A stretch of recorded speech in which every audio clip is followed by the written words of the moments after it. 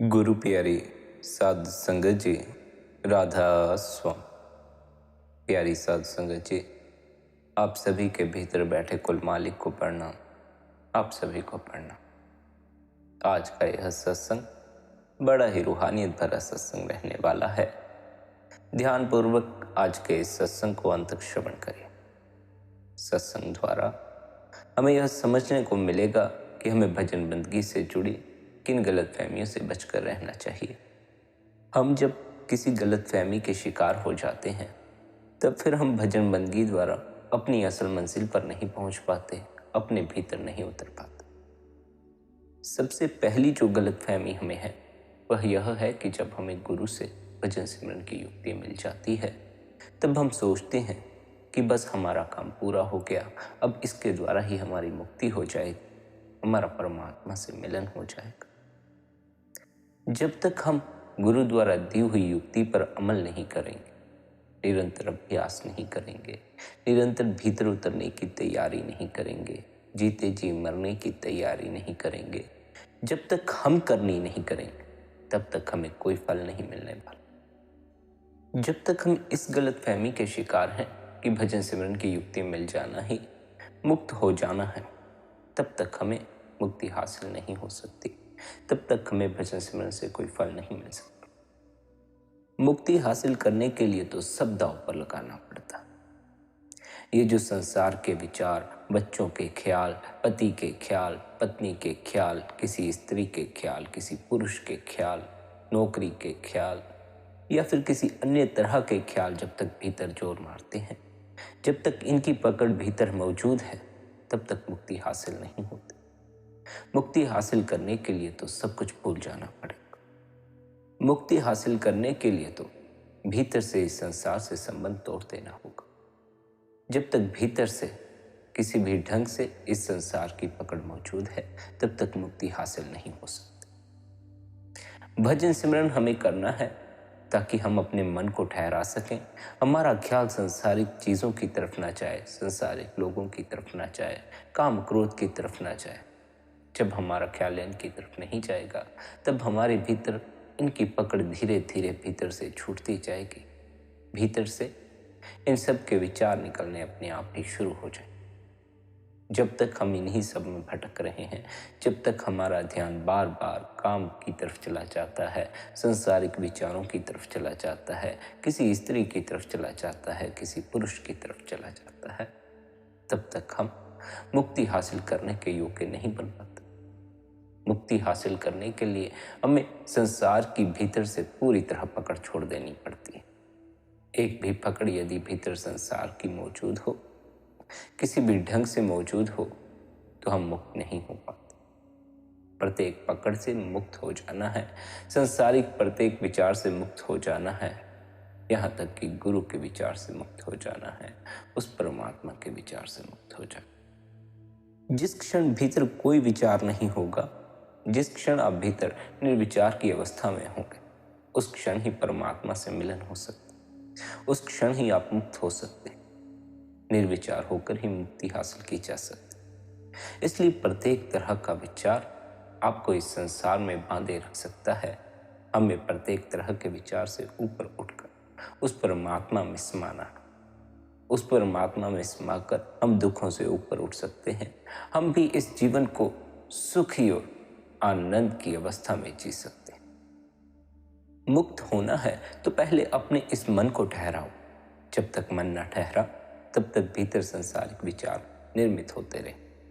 कभी किसी व्यक्ति का विचार भीतर आ जाएगा, किसी काम का विचार भीतर आ जाएगा, अपनी दुकान का विचार भीतर आ जाएगा, बीते हुए कल का विचार आ जाएगा या आने वाले कल का विचार आ जाएगा। जब यह मन ठहर जाएगा तब भीतर विचार उठने बंद हो जाए। निर्विचार की अवस्था में मुक्ति हासिल की जा सकती है, परमात्मा से मिलन किया जा सकता है। लेकिन विचारों में उलझे रहकर कभी भी परमात्मा का अनुभव नहीं हो पाता। विचारों में उलझे रहकर हम सदा ही संसार में भटकते रहते। पहले हमारे भीतर विचार उठता है, फिर बाहर हम उसकी पूर्ति करते हैं। जिस क्षण हमारे भीतर विचार उठता है, हम उस क्षण सब्र नहीं करते, हम उस क्षण शांत होकर भीतर उठे उस विचार को नहीं देखते, उसको जांचते परखते नहीं हैं कि इसका नतीजा क्या निकलना। हम तत्क्षण उस उठे हुए विचार के पीछे लग जाते हैं और बाद में हम अपने लिए हुए फैसलों पर ही पछताते। हम यदि तभी ध्यानपूर्वक फैसला ले लें जब हमारे भीतर विचार उठता है तो हमारे जीवन से उपद्रव खत्म हो जाता है। लेकिन हम अपने विचार पर उस क्षण ध्यान देना शुरू करते हैं जब हम फैसला ले चुके होते हैं, जब हम उसका नतीजा भुगत रहे होते हैं। हमारा जल्दबाजी में फैसले ले बैठने का कारण हमारा यह भटकता हुआ मन है। मन इतनी तीव्रता से भीतर भटक रहा है, इतने ख्यालों की तरफ भटक रहा है कि हम शांतिपूर्वक ध्यानपूर्वक अपने विचार पर फैसला ले ही नहीं पाते। हम जल्दबाजी में ही फैसले लेते रहते हैं और जिंदगी की सत्यानाश हो जाती। संत हमें समझाते हैं कि जब कोई समस्या हो, जब भीतर कोई विचार ज्यादा जोर से पकड़ मारता हो, जब भीतर काम पकड़ता हो, क्रोध पकड़ता हो, उस क्षण भीतर शांत होकर बैठो। उस क्षण अशांत मत हो, उस क्षण बेचैन मत हो जाओ। शांत होकर बैठोगे तब कहीं जाकर उस समस्या का कोई हल कर सकोगे। यदि अशांत ही हो गए तो कोई हल ना कर सकोगे। उस अशांति में जो भी करोगे उससे और भी अशांति पैदा होती चली जाएगी। हम समस्या के समय अशांत हो जाते हैं, क्रोध के समय अशांत हो जाते हैं, बेचैन हो जाते हैं, और जब कोई समस्या नहीं होती तब शांत होकर बैठे रहते हैं। हमें चाहिए जब हमारे जीवन में कोई समस्या हो हम अपने आप को भीतर और भी शांत कर लें। जितने हम भीतर शांत होंगे, जितना हमारा मन भीतर शांत होगा, उतना ही हम हर समस्या का हल आसानी से निकाल सकते हैं और हम अपने जीवन में खड़े होने वाले उपद्रव से अपने आप को बचा सकते हैं। इस दौड़ते हुए मन को ठहराने के लिए हमें भजन सिमरन करना। इस दौड़ते हुए मन को ठहराने के लिए हमें अपने सद्गुरु द्वारा दी हुई युक्ति का निरंतर अभ्यास करना। जब तक हमारा यह मन दौड़ रहा है हम जल्दबाजी में फैसले लेते रहेंगे और हमारे जीवन में उपद्रव खड़ा होता रहे। हमें शांत होकर फैसले लेने की आवश्यकता है। हमें इस मन को ठहरा लेने की आवश्यकता है। इसकी दौड़ में फंसकर हम इस संसार में फंसे हुए हैं, इस संसार में दुख उठा रहे हैं। यदि इस मन की दौड़ शांत हो जाए तब फिर हमें इस संसार में भटकने की आवश्यकता नहीं रह जाएगी। तब फिर हमें इस संसार के सुख दुख भोगने की आवश्यकता नहीं रह जाएगी। तब फिर हमें इस संसार की पीड़ा, इस संसार के उपद्रव में पड़ने की आवश्यकता नहीं रह जाएगी, बल्कि फिर हमें जिस आनंद की उपलब्धि होती है वह हमारे भीतर का आनंद है। हमारे भीतर जो अमृत बरस रहा है उसे चखने का रस है। यदि आपका सांसारिक जीवन उपद्रव से ही भरा हुआ है, दुख या समस्याओं से ही भरा हुआ है, तब फिर भला आप बंदगी में बैठ कैसे पाए? बंदगी में बैठने का आपको समय मिल कहाँ पाएगा? बंदगी में बैठने के लिए आपके मन की अवस्था होगी ही क्या? हमारे यदि संसारिक जीवन में उपद्रव ना हो, हमारे यदि संसारिक जीवन में शांति हो, तब कहीं जाकर हम बंदगी में भी भीतर उतर पाते हैं। भीतर हमारा मन इतना उलझा हुआ नहीं होता जिस कारण हमें भीतर उतरने में ज्यादा परेशानी का सामना नहीं करना। हमारा जो संसारिक जीवन का उपद्रव है यह हमारे मन की दौड़ के कारण खड़ा होता है। मन दौड़ता चला जाता है और हम भी मन की दौड़ में शामिल हो जाते हैं। हम भी जल्दबाजी में चले रहते हैं, जल्दबाजी में फैसले लेते चले जाते हैं। हमारे अपने फैसलों के कारण हमारे जीवन में उपद्रव है। यदि हम सही फैसले लेने शुरू करते हैं तो हमारे जीवन में कोई उपद्रव खड़ा ही नहीं होगा। हम कुछ ना कुछ ऐसा फैसला ले बैठते हैं जिसके कारण कोई ना कोई उपद्रव खड़ा हो जाता है। फिर चाहे वह कोई छोटी सी बात हो चाहे बड़ी बात हो, इससे कोई फर्क नहीं। हमने खुद अपने मन के पीछे लगकर अपने जीवन में उपद्रव खड़ा किया। हमने खुद अपने मन के पीछे लगकर दूसरों से नफरतें मोल ली हैं, दूसरों से लड़ाइयाँ मोल ली हैं। हमने खुद अपने मन के पीछे लगकर दूसरों में अपनी बदनामियाँ करवा। हम यदि सही फैसला लेना चाहें तो हम सही फैसला लेने के लिए भी स्वतंत्र हैं। पर जब तक हमारा मन दौड़ रहा है, हमारे मन में तीव्रता कायम है, तब तक हम सही फैसला ले नहीं पाते। क्योंकि सही फैसला लेने के लिए आवश्यक है कि हम पूरी तरह शांत हों, हमारे भीतर किसी तरह का उपद्रव ना हो, हमारे भीतर शांति हो, हमारा भीतर से ध्यान ना टूटता हो। जल्दबाजी में फैसले ना लें, शांत होकर आराम से सब्र रखकर फैसले लें। भीतर चाहे विचार उठे, चाहे किसी तरह की कोई ख्वाहिश उठे, किसी तरह की कोई वासना उठे, सब्र रखकर पहले उस पर विचार करें। जल्दबाजी में उसके पीछे न लग जाएं, थोड़ा सब्र रखें, इंतजार करें। कुछ समय बाद आप पाएंगे कि वह वासना अपने आप से विलीन हो गई। हम जल्दबाजी में भीतर उठे विचारों के पीछे लग जाते। यदि हम थोड़ा सब्र करें तो हम पाएंगे वे विचार जो कुछ क्षण पहले उठे थे, कुछ क्षण बाद उनका कोई नामो निशान नहीं रह जाता। कुछ क्षण बाद नए विचार खड़े हो जाते हैं, नई कहानियां भीतर खड़ी हो जाती। मन पुरानी पुरानी चीजें नहीं दोहराता, मन कल्पनाएं भी नई नई गढ़ता चला जाता है। जो वासना हमें जोर मारती है, यदि हम सब्र रखकर उसके प्रति जागरूक हो जाएं, तब हम पाएंगे कुछ समय बाद वो अपने से विलीन हो गई और उसने जोर मारना बंद कर दिया। फिर हमें उसकी तरफ गौर करने की कोई आवश्यकता नहीं रह जाती। हमारे भीतर काम जोर मारता है, इसलिए हम काम में उतर जाते। यदि हमारे भीतर काम जोर मारना बंद कर दे तो हमें काम की तरफ जाने की कोई आवश्यकता नहीं। काम अपना जोर मारना तब तक बंद नहीं करता जब तक मन खिंचा हुआ है, मन दौड़ रहा है, हम भीतर से तनाव में पड़े हुए हैं, हम भीतर से कसे हुए। जब हमारा मन स्थिर होना शुरू कर देता है, हमारे भीतर से तनाव हटना शुरू हो जाता है, तब काम हमें जोर मारना बंद कर देता है। जब काम हमें जोर नहीं मारता, हमारा काम की तरफ ध्यान भी नहीं जाता, उस तरफ ख्याल भी नहीं जाता, और उस क्षण फिर हम अपने ख्याल को ऊपर की तरफ सदा के लिए मोड़ सकते हैं। भजन सिमरन द्वारा हमें इस दौड़ते हुए मन को ठहरा लेना। यह दौड़ता हुआ मन मुक्ति हासिल करने में सहायता नहीं दे सकता। स्मरण तो यह रहे कि ठहरा हुआ मन भी मुक्ति हासिल करने में सहायता नहीं दे सकता। इस मन के ख्याल से भी अपने आप को परे कर लेना है, इस मन से भी परे चले जाना है, इस मन को भी छोड़ जाना। मन को तो केवल इसलिए ठहराना है ताकि हमारे भीतर संसारिक विचार खड़े होने बंद हो जाए। जब तक हमारे भीतर संसारिक विचार हैं, संसार से जुड़े हुए विचार हैं, लोगों से जुड़े हुए विचार हैं, वस्तुओं से जुड़े हुए विचार हैं, तब तक हम मुक्ति हासिल नहीं कर पाएंगे।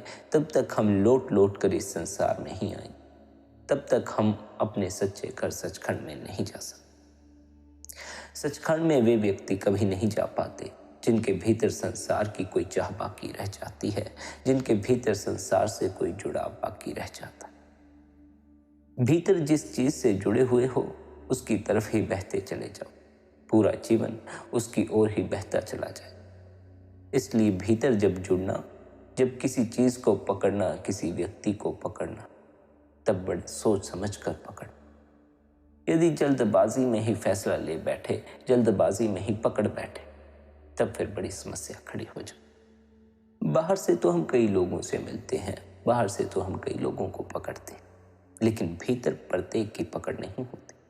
प्रत्येक को हम भीतर जगह नहीं देते, किसी किसी को ही देते हैं, और वो कोई कोई जब हमारे भीतर पक्का हो जाता है, तब हमारे लिए असल समस्या जीवन में शुरू होती है। क्योंकि भीतर की जो हमारी पकड़ है, हम उसकी तरफ ही बहते चले जाते हैं। जब हम किसी व्यक्ति के मुंह में पड़ जाते हैं तो हमारा पूरा जीवन उसकी तरफ बहता चला जाता है, हम उसकी तरफ ही बहते चले जाते हैं, और हम अपनी तरफ बहने से चूक जाते हैं। जो अपनी तरफ बहने से चूक जाता है, जो अपने प्रति चूक जाता है, वह जीवन में दुख के अलावा और कुछ भी हासिल नहीं कर, चिंता, परेशानी, तनाव के अलावा कुछ भी हासिल नहीं कर पाता। अपने जितना करीब आ सको, अपने उतना करीब आ जाओ। दूसरे के जितना करीब जाओगे उतना अपने से दूर होते चले जाओ। दूसरे के करीब जाकर शारीरिक सुख मिल सकते हैं, संसारिक सुख मिल सकते हैं, लेकिन अपने करीब आकर भीतर की शांति मिल सकती है। भीतर यह जो अकारण तनाव मालूम पड़ता है, यह दूर हो सकता है। भीतर यह जो दौड़ते हुए विचार हैं, यह थम सकते हैं। भीतर यह जो निरंतर भीतर कोई न कोई बात परेशान करती है, इन सब बातों से छुटकारा हो सकता। मुक्ति हासिल करने के लिए यह बड़ा आवश्यक है कि पहले हमारा यह मन ठहरा हुआ तो हो। जब तक हमारा यह मन ठहरा हुआ नहीं है, हमें भजन बंदगी द्वारा अपने इस मन को ठहराने का प्रयास करना चाहिए।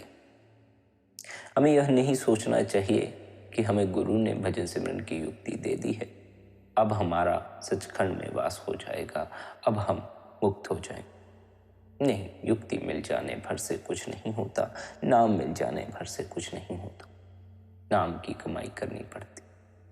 गुरु ने जो अभ्यास दिया है, निरंतर उस पर अमल करना पड़ता है, निरंतर भजन सिमरन में बैठना पड़ता है, निरंतर अपने मन को सिमरन में लगाना पड़ता है, बंदगी में लगाना पड़ता है। साथ ही हमें यह भी स्मरण रखना चाहिए कि यह गलतफहमी भी हमारे भीतर घर कर चुकी है कि यदि हमसे भजन सिमरन नहीं होता तो हमें गुरु की सेवा भर कर लेनी चाहिए, गुरु का सत्संग सुन लेना चाहिए, गुरु का दर्शन कर लेना चाहिए, इससे हमारी मुक्ति हो जाएगी। सेवा कर लेने भर से ही मुक्ति हासिल नहीं हो जाती, सत्संग सुन लेने भर से ही, गुरु के दर्शन कर लेने भर से ही मुक्ति हासिल नहीं हो जाती। मुक्ति हासिल करने के लिए भजन सिमरन करना पड़ता है, निरंतर भजन बंदगी में बैठना पड़ता है। जिनके भीतर साहस है, जो भजन बंदगी के लिए समय देते हैं, जो निरंतर उस मालिक की याद में अपना समय व्यतीत करते हैं, मुक्ति तो केवल उन्हीं को ही हासिल हो पाती। बाकी तो केवल इसी गलतफहमी में घूमते रहते हैं कि गुरु की सेवा कराए, गुरु का दर्शन कराए, गुरु का सत्संग सुनाए, गुरु से नाम ले आए, हम मुक्त हो गए। गुरु के दर्शन कर लेना तो दिल को सुकून पहुंचा लेना। दर्शन तीव्र और गहरे प्रेम का नतीजा। जब हम बिना कोई कोशिश किए सद्गुरु की ओर टकटकी लगाकर देखने के लिए मजबूर हो जाते हैं, जब हम उनके आभा मंडल को, उनके नूर को देखकर मुग्ध हो जाते हैं, जब हम उनकी ओर इस तरह खींचे चले जाते हैं जैसे सुई चुंबक की ओर खींची चली जाती, जब हम उनकी मौजूदगी में इतने लीन हो जाते हैं, इतने खो जाते हैं, मानो दुनिया ठहर गई हो और किसी दूसरी चीज की अहमियत नहीं रहती। यही दर्शन का महत्व है, यही दर्शन है। जब कशिश इतनी जबरदस्त होती है कि उस पर हमारा वश नहीं रहता और हम अपने आसपास की हर चीज से बेखबर हो जाते हैं, यही दर्शन है। गुरु के दर्शन करने का यही मकसद है कि गुरु के दर्शन करने से हमें आसपास की सोच ही नहीं रह जाती, हमारे भीतर संसार के ख्याल नहीं रह जाते। कुछ घड़ियों के लिए भीतर हमारा मन ठहर गया होता है, कुछ घड़ियों के लिए हमारे भीतर किसी तरह का कोई विचार नहीं होता। केवल और केवल उस क्षण हमारी भीतर गुरु से लिव लगी हुई होती है। गुरु के दर्शन तो इसलिए ज़रूरी हैं ताकि हमें कभी न कभी यह झलक मिल सके कि किसी क्षण के लिए यह मन ठहर भी सकता है, किसी क्षण के लिए हमारे भीतर कोई विचार नहीं उठता, किसी क्षण के लिए हम निर्विचार की अवस्था में पहुंच सकते। एक झलक भर भी हमें मिल जाए निर्विचार अवस्था की, तब फिर हमें निर्विचार अवस्था तक पहुंचने से कोई नहीं रोक सकता। जिसे भीतर की एक झलक भी मिल गई, वह भीतर की तरफ बढ़ना शुरू कर देता है, फिर उसे भीतर की यात्रा पर चलने में किसी तरह की कोई रुकावट नहीं आती। जिन्हें भीतर की कोई झलक ही नहीं मिलती, भला वे इस यात्रा पर विश्वास क्यों करें, भला वे भीतर उतरेंगे किस लिए। जिन्हें खबर ही नहीं कि भीतर जैसा कुछ है, भीतर कुछ है, जिन्हें भीतर का कभी कोई अनुभव ही नहीं हुआ, भला वे भीतर उतरने पर विश्वास किस लिए करें। जिन्हें भीतर की एक झलक मिल जाती है, वे ही भीतर की यात्रा पर चलना शुरू कर पाते हैं। जिन्हें यह खबर लग जाती है कि कुछ है, वे कभी ना कभी उसे खोज ही लेते। जिन्हें खबर ही नहीं कुछ है, फिर भला वे उसे खोजने के लिए कष्ट ही क्यों करें। जब हम गुरु की सच्ची सेवा करते हैं, गुरु के सच्चे हृदय से दर्शन करते हैं, तब गुरु की दया मेहर से एक ना एक दिन हमें भीतर की झलक मिल जाती, हमें निर्विचार अवस्था की झलक मिल जाती।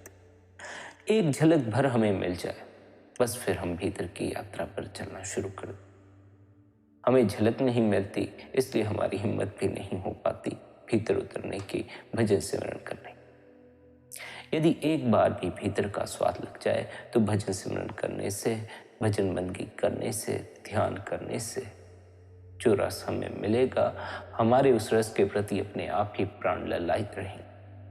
लेकिन हमें अब तक भीतर के स्वाद की कोई खबर ही नहीं। भीतर कौन सा रस बरसता है, हमें उसकी कोई खबर ही नहीं है। फिर भला हमारा भजन सिमरन करने को दिल क्यों करेगा? हमें भीतर उस रस की खबर लग जाए तो हम अपने आप ही भजन सिमरन द्वारा उस अपार रस की ओर बहना शुरू कर देते हैं, उस मीठे रस की खोज में लग जाते हैं। अभी उस रस का कोई स्वाद मालूम नहीं, अभी उस रस की कोई खबर नहीं मिली, अभी भीतर की कोई झलक नहीं मिली, भीतर का कोई अनुभव नहीं हुआ। एक अनुभव, एक झलक पर भीतर की यात्रा पर चलने में आपको बड़ी सहायता प्रदान करेंगे। लेकिन उस अनुभव के लिए हमें अपने मन से मलिनता को दूर कर लेना चाहिए। उस अनुभव के लिए, उस एक झलक के लिए हमें निंदा, चुगली, काम, क्रोध, लोभ, मोह, इन सभी विकारों से ऊपर उठ जाना चाहिए। जब तक हम इन्हीं सब में फंसे रहना चाहते हैं, जब तक हमारे भीतर संसारिक चाह है, संसारिक वासनाएं हैं, तब तक हमें भीतर की झलक नहीं मिल पाती, तब तक हमें प्रभु की झलक नहीं मिल पाती। प्रभु की झलक उन्हीं को मिल पाती है जिनके भीतर किसी तरह की कोई मैल नहीं। एक झलक आपको प्रभु के मिल जाए तो प्रभु तक पहुंचने से आपको कोई रोक नहीं सकता, तब फिर भीतर उतरने से कोई आपको रोक नहीं सकता। एक बार यदि आपको भजन बंदगी से आने वाले रस की खबर लग जाए, जरा सा स्वाद भर लग जाए, तब फिर आपके भीतर भजन बंदगी में बैठने के प्रति अपने आप ही चाह पैदा होनी शुरू हो जाए। हमें अभी काम के रस की खबर है, इसलिए हम काम की तरफ बह जाते हैं। हमें अभी क्रोध के रस की खबर है, हम क्रोध की तरफ बह जाते हैं। अभी हमें संसारिक भोगों के रस की खबर है, इसलिए संसार की तरफ बहते रहे। जिस दिन हमें भीतर के रस की खबर लग गई, तब फिर हम भीतर के रस की तरफ ही बहना शुरू कर दें। तब फिर संसारिक भोगों में जो रस था, संसारिक वासनाओं में जो रस था, उनमें कोई रस मालूम नहीं पड़ता। उनकी तरफ से व्यक्ति का ख्याल हट जाता है और भीतर जो रस, अमृत रस बरस रहा है, उसकी तरफ ही व्यक्ति का ख्याल जुड़ जाता है। भीतर जब रस आना शुरू हो जाता है, तब ख्याल बाहर आना बंद हो जाता है, तब ख्याल भीतर ही ठहरना शुरू कर देता है। क्योंकि जितना ख्याल भीतर ठहरता है, उतना ही भीतर के रस में हम नहा जाते।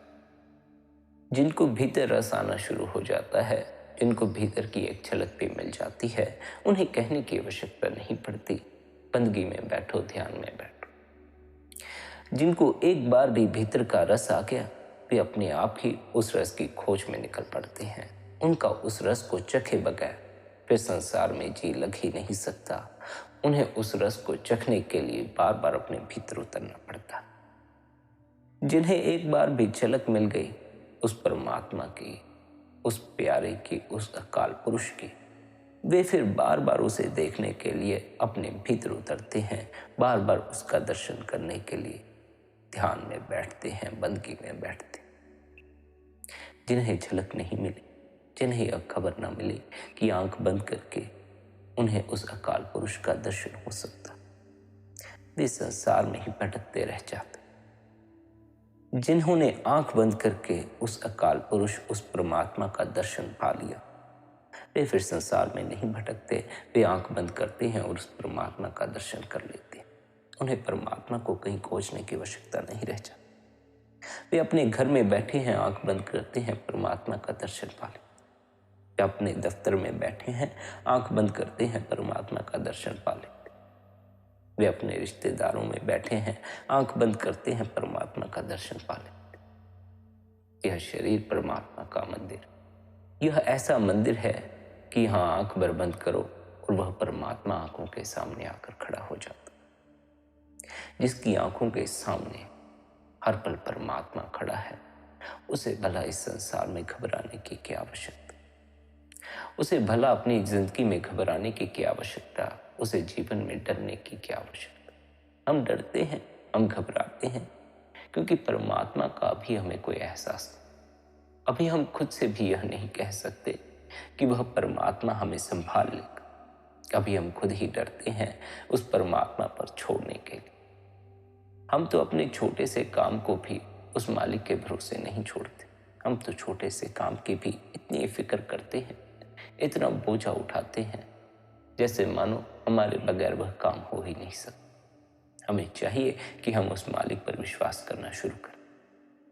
उस मालिक पर जितना हम विश्वास करेंगे उतना ही हमें धीरे धीरे अनुभव में आना शुरू होगा कि वह परमात्मा हमारे जीवन को संभाले हुए है। वह परमात्मा हमारे साथ है, हमारा साथ दे रहा। हमें अपने ऊपर अधिक विश्वास है, उस परमात्मा पर विश्वास नहीं, जिस कारण हमें चिंता उठानी पड़ती है, जिस कारण हमें यह कभी भी अनुभव में नहीं आ पाता कि वह परमात्मा हमारा साथ दे रहा। जो उस मालिक पर अटूट विश्वास करते हैं, जिनका उस मालिक पर अटूट विश्वास हो जाता है, उन्हें ही परमात्मा की मौजूदगी का अनुभव हो पाता है। हर पल मालिक उनकी संभाल करता है, हर पल मालिक उनकी फिक्र करता है। ये दौड़ता हुआ मन, ये भटकता हुआ मन आपको परमात्मा पर अटूट विश्वास कायम नहीं करने देगा। यह भटकता हुआ मन, यह दौड़ता हुआ मन किसी न किसी ढंग से कोई न कोई शंका कभी न कभी खड़ी कर ही देता। यह मन तो भीतर गुरु के प्रति भी शंका खड़ी कर देता है, जिसके कि हमने कई बार दर्शन किए होते हैं, जिसको कि हमने कई बार सर झुकाया होता। कई बार सर झुकाने के बावजूद यह मन उस गुरु के प्रति शंका खड़ी कर देता है। उस गुरु के प्रति हम मन शंका खड़ी कर देता है जिसके साथ हम इतना समय रहे हैं, जिसको हमने इतना जाना है, जिसका हमें इतना अनुभव है। जिस परमात्मा का हमें कोई अनुभव नहीं, जिस परमात्मा के साथ हम कभी रहे नहीं, जो अज्ञात है, उसके प्रति मन का शंका खड़ा करना स्वाभाविक ही है। मन शंका खड़ी करेगा ही, कई कई बार विश्वास को तोड़ेगा। मन कई कई बार उस मालिक से अपने भरोसे को डगमगाएगा। कई कई बार मन कहेगा, जो हो तुम हो, जो करना है तुम्हें करना है, तुम ही हो, तुम्हारे कर्तव्य। इस मन के कहे मत लग जाना। यह मन अहंकार थमा देता है और हम अहंकार के कारण उस मालिक पर विश्वास नहीं कर पाते, उस मालिक पर अपने जीवन को नहीं छोड़ पाते। उस मालिक पर अपने जीवन को छोड़ोगे तो बेफिक्री से जी सकोगे। जी तो तभी सकते हो जब जीवन संभला हुआ हो। या तो जीवन को संभाल लो या बेफिक्री से जी लो, दोनों में से एक ही काम हो सकता है। अधिकतर लोग जीवन को संभालने के इच्छुक हैं। अधिकतर लोग अपने जीवन को संभालना चाहते हैं, क्योंकि यदि जीवन को ना संभाला जाए तो जीवन की बड़ी दुर्दशा हो जाए। लेकिन उन्हें यह खबर नहीं कि वह परमात्मा हमारे जीवन को संभाल लेता है यदि हम उस परमात्मा पर अपने जीवन को छोड़ दें। हम उस परमात्मा पर अपने जीवन को नहीं छोड़ते। हम सोचते हैं यदि हमने अपने आप अपने जीवन को नहीं संभाला तो हमारा जीवन बड़ी ही दुर्दशा में चला ही जाता है यदि हम परमात्मा के भरोसे न छोड़ें। यदि हम छोड़ दें लोगों के भरोसे तो हमारे जीवन की दुर्दशा होती ही है। यदि हम छोड़ दें संसारिक गुरुओं के पीछे तब हमारे जीवन की दुर्दशा होती ही है। हमें चाहिए कि हम उस परमात्मा पर अपने जीवन को छोड़ें। वह परमात्मा जब हमारे जीवन को संभाल लेगा, हमारी सारी फिक्र संभाल लेगा, हमारी समस्याएं संभाल लेगा, तब हम जीवन को बेफिक्री से जी सकते हैं। जब तक हम जीवन को संभाल रहे हैं तब तक बेफिक्र नहीं हो सकते। हमें चाहिए कि हम अपने जीवन को मालिक पर छोड़ दें, उसे ही अपने जीवन को संभालने दें। वह हमारे जीवन को संभाल लेगा और हम खुद बेफिक्री से जिए, उस मालिक पर भरोसा करके जिए। लेकिन उस मालिक पर भरोसा करने के लिए यह बड़ा ही आवश्यक है कि हम अपने मन को ठहरा लें। जब तक हमारा मन दौड़ रहा है तब तक हमारा मन मालिक पर अटूट विश्वास हमें कायम नहीं करने देता। तब तक इस मन का कोई भरोसा नहीं किया जा सकता कि कब यह मन हमें उस परमात्मा से डगमगा दे, कभी हम मन उस परमात्मा के प्रति भी हमारे भीतर नफरत पैदा कर। बहुत से सज्जन ऐसे होते हैं जो मालिक पर विश्वास तो करते हैं, लेकिन जब उनका कोई काम नहीं होता तब वे मालिक को ही बुरा भला बोलना शुरू कर देते। जब तक उस परमात्मा की झलक नहीं मिली है तब तक कि हम मन शंका खड़ी करता ही है, तब तक कि हम मन परमात्मा के भी खिलाफ खड़ा हो सकता। जिस दिन भीतर एक झलक भी मिल जाती है उस दिन हम परमात्मा के सामने चुपचाप बैठ जाते हैं। उस दिन हमारी परमात्मा के सामने बोलने की हिम्मत नहीं होती, अपने गुरु के सामने बोलने की हिम्मत नहीं होती, हमारी जुबान बंद हो जाती। हमें परमात्मा का अनुभव नहीं, इसलिए हम परमात्मा को बुरा भला बोल लेते हैं। हमें परमात्मा का अनुभव नहीं, इसलिए हम परमात्मा के नाम पर लोगों से ठगियां कर लेते हैं। जिस दिन परमात्मा का अनुभव हो गया उस दिन प्रत्येक तरह के विकार से ऊपर उठ जाएंगे। जिस दिन परमात्मा की एक झलक भी मिल गई उस दिन काम की तरफ जा ना सकेंगे, लोभ की तरफ जा ना सकेंगे, अहंकार की तरफ जा ना सकेंगे, भीतर हिम्मत ना पड़ेगी। यह तो मालिक का कोई दर्शन भीतर नहीं है, मालिक का कोई अनुभव नहीं, तो काम क्रोध की तरफ चले जाते हैं, लोभ की तरफ चले जाते हैं, निंदा चुगली ठगी की तरफ चले जाते हैं।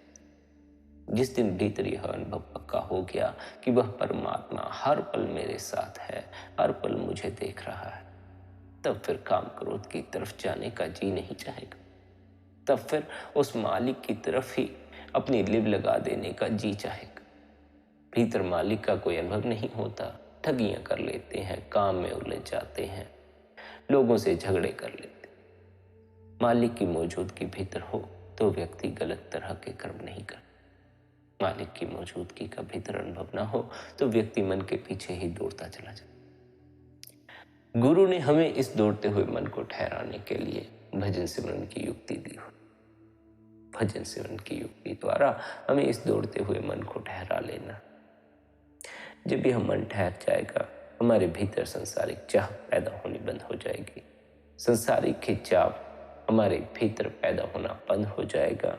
विचार उठने बंद हो जाएंगे जिनके कारण हमारा ध्यान भीतर गूंजते उस शब्द से नहीं जुड़ पाता, भीतर मौजूद उस प्रकाश से नहीं जुड़ पाता। मन का कोलाहल शांत हो जाए, यहाँ वहाँ भटकता हमारा ध्यान तीसरे तिल पर पक्का हो जाए, तब फिर हम भीतर के शब्द को सुन सकते हैं, भीतर के प्रकाश को देख सकते हैं। खाली हाथ आए हैं, खाली हाथ चले जाना है। इसका अर्थ यह नहीं है कि धन लेकर नहीं आए थे, धन साथ लेकर नहीं जाएंगे, इसलिए धन से मोह तोड़ दो। कहने का अर्थ है कि प्रत्येक चीज से अपना मोह तोड़ दो, प्रत्येक चीज से अपना लगाव तोड़ दो। यह शरीर भी अपना नहीं, यह मन भी अपना नहीं, हम तो आत्मा है। न ये मन आत्मा का है, न ये शरीर आत्मा का है।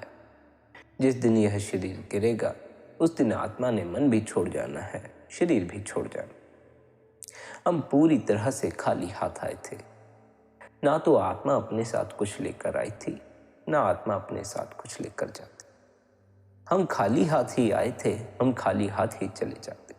शरीर भी हमें इस संसार में आकर मिलता है, मन भी हमें इस संसार में आकर मिलता है, इस माया के जगत में आकर मिलता है। जब हम इस माया के जगत से चले जाते हैं तब जो कुछ इस माया के जगत से हमने हासिल किया है सब इस माया के जगत में ही छोड़ जाते हैं। हम खाली हाथ आए हैं, खाली ही चले जाना। पर हमारा यह दौड़ता हुआ मन हमें जिंदगी भर भरने के लिए मजबूर करता है, इकट्ठा करने के लिए मजबूर करता है। हम इस मन के पीछे लगकर जिंदगी भर भरने में लगे रहते हैं, इसको भरने में लगे रहते हैं, चीज़ें इकट्ठा करने में लगे रहते हैं, भीड़ इकट्ठा करने में लगे रहते हैं, बड़े महल इकट्ठे करने में लगे रहते हैं। इकट्ठा करने से कुछ ना होगा, इस मन को भरते रहने से कुछ ना होगा।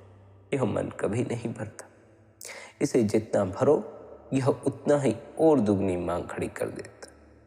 इस मन को भरने का कोई उपाय नहीं। यह मन कभी नहीं भरने वाला, इसे भरने में लगे तो और भी अधिक भटक जाओगे, और भी संसार से जुड़ते चले जाओगे, भीतर संसार पक्का होता चला जाए। संसारिक ख्वाहिशें, संसारिक वासनाएं फिर भीतर और भी जोर मारना शुरू कर देंगी और भी मजबूत हो जाएंगी।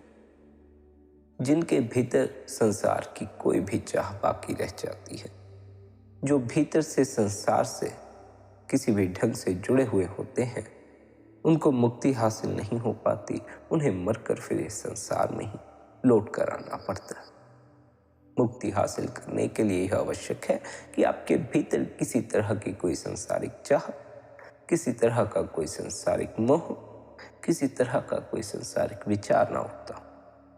संसार से आप पूरी तरह से भीतर से टूटे हुए हों। संसार के प्रति आपके भीतर किसी तरह का कोई ख्याल ना हो, किसी तरह का कोई लगाव ना हो, तब कहीं जाकर मुक्ति हासिल होती है। लेकिन यह सांसारिक चाह तब तक छूटती नहीं जब तक मन ठहरा हुआ ना हो।